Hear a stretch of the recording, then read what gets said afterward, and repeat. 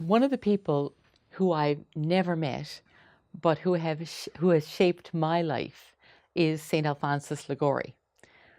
He lived more than 200 years ago, and it's strange to think about somebody who lived so long ago being a real force in my life, but he has been. One of the reasons that I'm drawn to St. Alphonsus is his experience of conversion.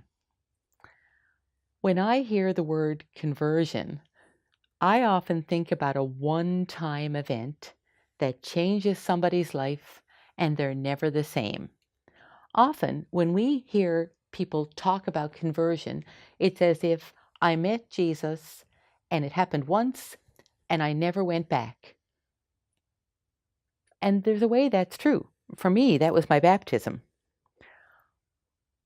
But conversion for me has never been a one-time thing. I can't point to one event that I can say that was my conversion. And when I look at St. Alphonsus, I hear an echo of that. Alphonsus didn't just have one experience.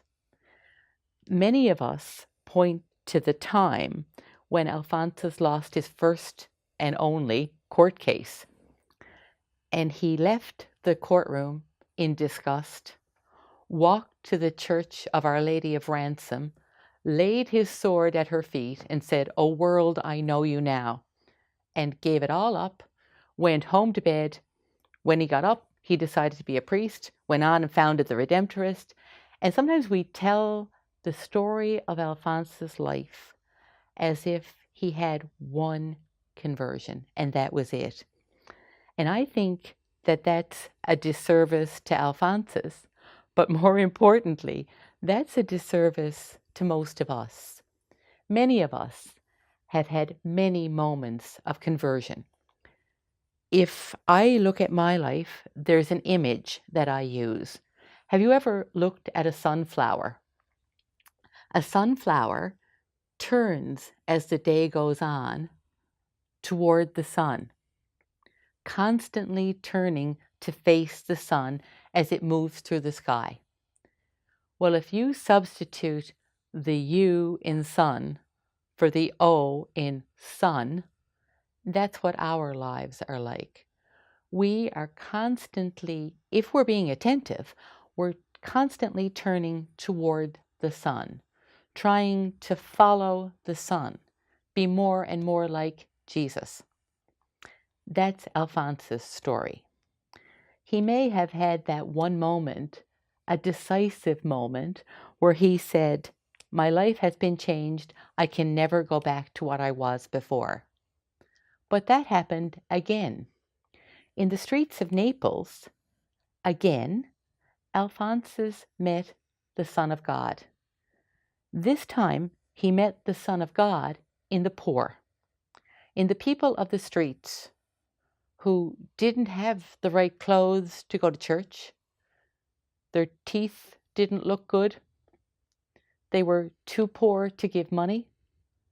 They couldn't afford to hire a priest or pay a priest.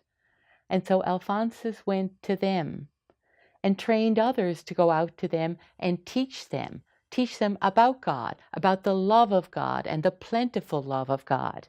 He changed their lives, but they changed his life too. Later, when Alphonsus was worn out from this work among the people of the streets, he went to the hillsides of Scala, and there he met shepherds and goatherds who also had never met Jesus. They might have been baptized, but they'd never had an opportunity to hear the stories of Jesus, to receive their first communion, to be confirmed. And so Alphonsus and his friends reached out to them.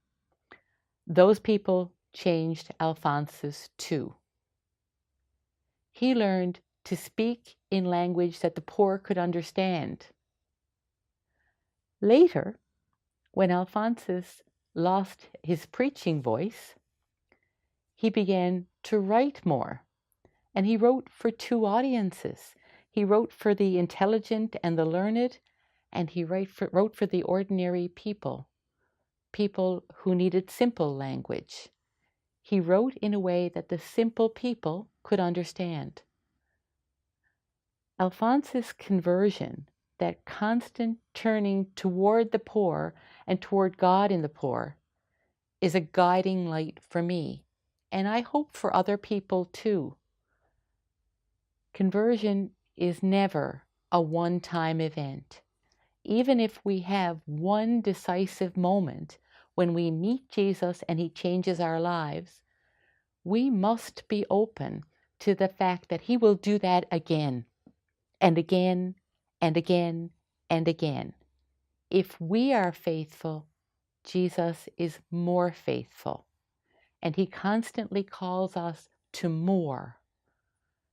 The God we believe in is a God of more and more and more. Plentiful love, plentiful redemption. And so to really believe that is to become a bit like that sunflower, turning more and more every day toward the Son of God. Why? That we may be more like him and to bring others to know this same God.